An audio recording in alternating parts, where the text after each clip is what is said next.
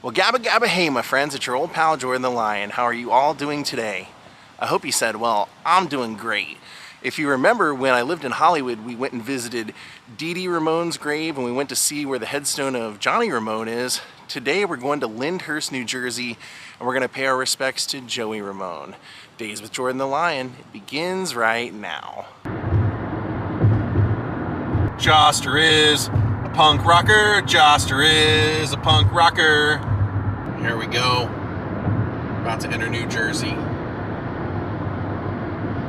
There's the sign for New Jersey. All right, we've arrived at New Mount Zion Cemetery. It's a Jewish cemetery. So we're looking for his birth name of Joey Ramone. Okay, I'm not exactly sure what section he's in, but I know we're looking for Jeffrey Hyman. The photo online I did find looks like that's in the background, so I'm gonna kind of look over here in this section. And here he is. The family plot. You can see there's Hymans going all along here. Here's Jeff Hyman. May 19th, 1951 to April 15th, 2001. Loving son and brother, aka Joey Ramone, Rock and Roll Hall of Famer. That was a huge deal to him. Then down here it says, always in our hearts.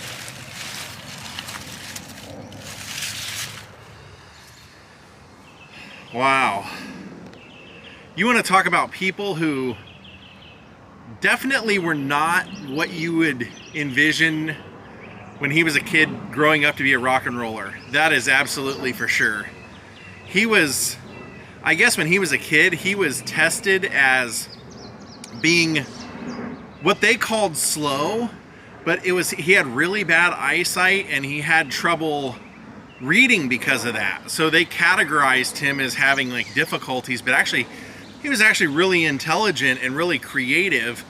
But then he was taken to a doctor and they diagnosed him with obsessive compulsive disorder, and that would plague him his whole life. In fact, the doctor would say the things that, you know, would set Jeff off, or the ways that he would become, you know, worked up because of his OCD. They said that he would not function in a normal society, and the family actually was really concerned with like how he would hold a job and how he would get along in life. Now, he was a very, very likable guy as a kid and growing up and everything, but his brother and everyone else would describe him as like this, kind of like an awkward, distant loner. And his brother would say he was a freak. Like this guy, he was tall, he was gangly, you know, he looked like a freak. And he said, like, we all look like freaks, but Jeff was more of a freak, but like in a loving way. And then when Jeff turned 18 and was legally an adult, he went and actually checked himself in to a hospital. Apparently he would have a situation with his OCD where he would hear like a voice in his head asking him the same question over, so he would always feel the need to repeat everything he said, and it was really bothering him. So when he came out, he started going to concerts in New York City, and Paul Stanley would even say he could remember seeing like this guy, this tall, gangly looking weird guy at their shows, at the early Kiss shows, and didn't know who he was. And then later on when the Ramones came out, figured, oh, that's that guy. That's a guy I used to see at the shows. But he used to love going to these shows, and the whole band basically was hanging around Forest Hills. And so Johnny Ramone, Dee Dee Ramone, Joey Ramone, Tommy Ramone, those guys would all be friends. And Tommy would actually end up saying, you know, Dee Dee and Johnny, you guys need to form a band together. Like, you guys would be a perfect band. And so they started doing that. And they needed someone in the band to play drums, so they asked Jeff Hyman. And basically Dee Dee was already going by the name Dee Dee Ramone. And so they all agreed that maybe as like a sign of brotherhood, they would all become Ramones. And that's how they would adopt those names. So Jeff Hyman would become Joey Ramone. And originally he was the drummer. And Dee Dee wrote a lot of the songs, most of the songs actually, but Dee Dee couldn't play bass and sing at the same time. So they ended up having Joey start singing. And he was actually a pretty good singer because he was unique. And they were a different kind of band when they formed, because this was like, when they formed, it's when there was a lot of experimental music and bands that were showing off how good musically they were, like doing a lot of solos and just going deep in the songs. And so they did the exact opposite. They did like simple guitar patterns, what would become punk rock. And what's crazy is, to me, is like, they are one of the few bands I can think of. You almost never meet somebody that says they don't like the Ramones, because the Ramones songs were so catchy and they were really easy to play, which a lot of real musicians back then didn't like. They kind of like scoffed at those songs. But if you were a young, kid and this was your first time hearing a band, you heard them and you could actually like play their songs. Like, it didn't take too much talent to learn those songs, because they were like bar chords, and you actually got the idea like, oh, I could do this too. And that was really the appeal to the Ramones. It was like catchy tunes, easy to play. They had a great beat. They were fast. The songs only lasted like a minute and a half, and they had really weird, controversial lyrics. One of my favorite things about the Ramones. In fact, when I had my very first band in high school, that's how we started. Was, we were all like kind of learning how each other played, so we started working up a couple of Ramones cover tunes. So we ended up doing I Want to Be Sedated, Blitzkrieg Bop, and I Want to Be Your Boyfriend in my first band. So they had some good songs, and they were basically forming a band. It was like Dee Dee, Johnny, and Joey, and their personalities were all different. But they had a friend, Tommy, who was always around, always encouraging them and everything. And one day they didn't have anybody to play drums, so they're just like, Tommy, why don't you sit in? And Tommy sat in and played. It wasn't that great, but none of them were really that great either at the time. So he kind of fit their style, and he became the drummer, and then basically would end up kind of helping make decisions for the band and would help with the recording process, kind of like helping to produce the songs. So initially, apparently, Joey's mom had an art gallery that she owned. And so they would play their first shows there, and they would all dress in the leather jackets and the jeans and the white t-shirts and the Converse, and that would become what they would wear for the rest of their career. As far as playing with the Ramones, they always wore the same stuff. And it was relatable. And when they went out there and played, their first gigs were not that successful. People really didn't know how to take them. And when they would first go out and do shows, oftentimes they would start playing and mess something up and get enraged and like throw their instruments down and walk off stage. And then a couple of minutes they'd come back and start over and play and do pretty well. And finally a manager who was out checking out bands saw them at CBGB's. They started playing at the famed CBGB's when like nobody was really playing there other than like Television, who was an amazing band. Television would play, and there'd be like 10 people in the crowd and Sawdust on the floor. And like Joey said, when you went there, you had to like jump over piles of dog poop because they were just landmines all over the sawdust and everything. But they went in there and played, and the guy who booked it said, nobody's gonna like this, but I'll let you come back. So they started performing there, and a manager saw them there and said he wanted to work with them. They said, well, we need a new drum set, so if you can come up with a couple of $1,000, we'll let you be our manager. So that's what happened. So the Ramones got a record deal because, of course, their songs were super catchy, and they thought they could make some real good money off of them. But when they started going out and sending them on tour, they opened for Johnny Winter, and his crowd didn't like them at all. They played super fast songs, and they never took a break between songs. They just went into the next song.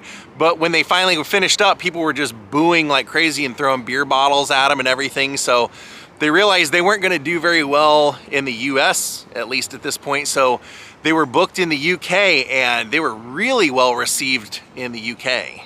And when they came to the UK, all anybody really knew about them was what they saw on the cover of the album, which was like these 4 guys in jeans and leather jackets that looked like a gang. You know, they looked like they were gang members. So like Joe Strummer of The Clash said when they played their first shows, he was there and the Sex Pistols were there, and like they were all new bands who hadn't played shows yet. But when they saw the Ramones, they were like, wow, like these guys can do it, so can we.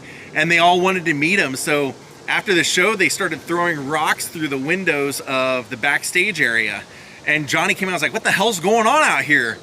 And they said, you know, we want to come in and meet you guys. So they started like pulling them in through the broken window, all the band members. And so the Clash and the Sex Pistols got to come in and hang out and meet him. And they said when Johnny Rotten walked in, he was afraid that he was going to get beat up because he'd seen the album cover. He thought they were like thug gang members, but he loved their music. So their first album came out, and it's a classic to this day, but for some reason people just didn't buy it. And the more the Ramones would play, they would gain a live audience. They would always get people out there to see them live because they had great energy, but just seemed like no matter what they tried as far as putting out records, they could just really never get anyone on radio to play their hits. And then when MTV came around, MTV really wouldn't play their videos, so they never really were able to capture any of the mainstream market like that. And Johnny said eventually, you know, we tried everything. I just had to accept that, you know, we were not going to be a band that sold records. We were just going to be a band that sold t-shirts and sold live show tickets. Now, one of the real problems was that, you know, these guys all had conflicting personalities, and you know, Tommy made a lot of the decisions, kind of helped make sure that things stayed on course a lot of times. Joey was just kind of like I said, he was a loner, so he was kind of like in the background, didn't usually have a whole lot to say. And then Dee Dee wrote all the songs, and Johnny had a very assertive personality, and he had a vision for what the Ramones should be, so he always like made sure that his vision was heard. And it was not uncommon for these guys to get into knockdown, drag out fights. Like I said, they just didn't get along. Their personalities clashed constantly, and it would eventually end up driving a wedge to where they could play as a band. But as far as like, they were basically like brothers. Like they fought about everything, and then it got to a point where they couldn't get along about anything. And Tommy Ramone said, you know, I just had to face facts that when we were in the studio, I was heard, and when we were on the road, I was completely ignored. Johnny took over, and you know, everybody said like Johnny had a hard personality to be around. He was very demanding. You know, he could be insulting. He could be very gruff. And Tommy said, I was telling all my friends, I'm like, I'm losing my mind being in this band, and they would all just laugh, and I'd say, no, I'm seriously. Like, my sanity is going away from being around this, so he decided to leave the band. Now, apparently one of the last straws for that was they were playing in France, and like I said, Joey normally didn't have much to say, and they were doing some sort of interview, and Tommy started speaking up for Joey, and Joey just became enraged and got pissed that, you know, they were saying basically like that he didn't have a voice. And so that was one of the things that made Tommy just kind of like, wow, you know, Joey had never snapped on him, so Tommy was ready to leave the band. And Joey then, you know, he had never really taken an active role in the production of the albums or anything like that, writing the songs, but found out that Phil Spector was interested in the Ramones, and so he was a huge fan, like when he was a kid, of all the songs that Phil Spector produced, and he didn't know that Phil Spector was behind him. But once he learned who Phil Spector was and knew that those were all his songs, he looked at Phil like a god. So when Phil was like saying, you know, basically, you guys be the Ramones and I'll be me, and let's get in a room and we'll make a magic album, that was the great thing that Joey always wanted to hear, because he was dying to work with somebody like Phil Spector and to have some hits. Unfortunately, it didn't go that well. The songs on the record were amazing, but Phil was impossible to work with. I mean, his personality clashed with all of the guys, and especially Johnny.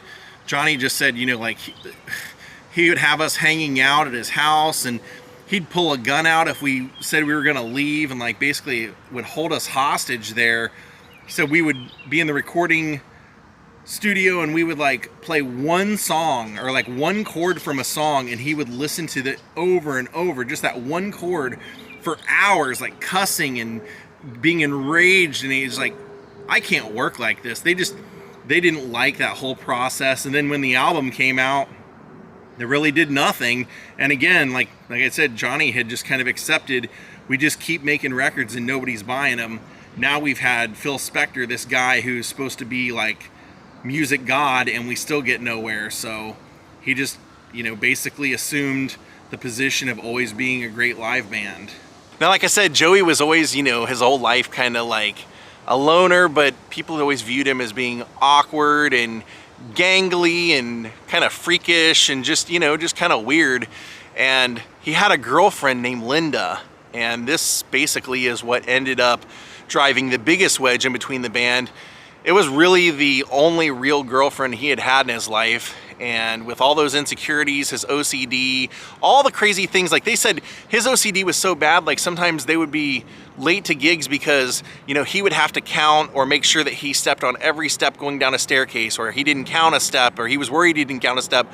They would have to go back and redo it again and everything.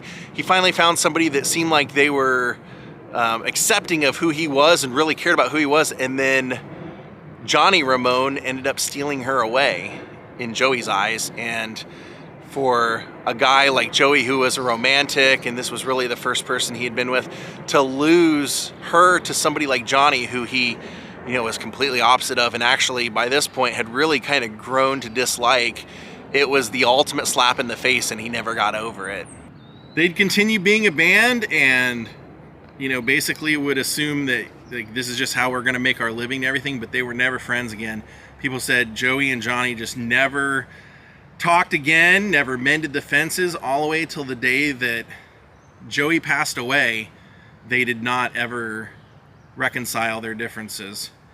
And I do have to say, you know, to their credit, Linda and Johnny stayed together the entirety of Johnny's life, and even past his death, I believe Linda keeps his ashes on her mantle, and every year for years, I assume it's probably still happening, she has a Johnny Ramone memorial every year and has like a big concert, and they show a movie and, you know, things like that. Because of course there was Rock and Roll High School. The Ramones did that famous, amazing movie that I vlogged when I lived in Los Angeles, Rock and Roll High School. So sadly in 1995, Joey was diagnosed with lymphoma, and never let anybody know, kept it private until he got really sick in 2001. Then he ended up passing away from that. But he ended up passing away in the hospital listening to the U2 song In a Little While at the end of his life. The man who many say was the godfather of punk, and who Blondie once said in an interview was the sexiest man alive, passed away a month before his 50th birthday. And a year later they released his solo album with a really great cover of What a Wonderful World. Rest in peace, Jeff Hyman, aka Joey Ramone, rock and roller.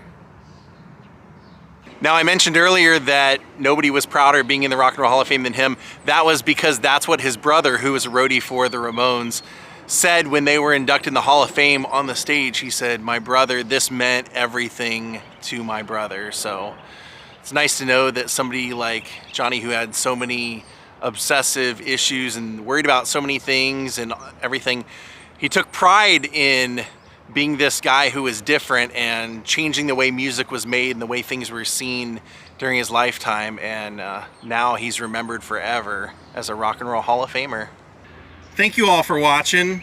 If it's your first time here, please hit the like button, please subscribe, and please ring the bell for notifications. Rest in peace, Joey Ramone. Have a great night, everyone.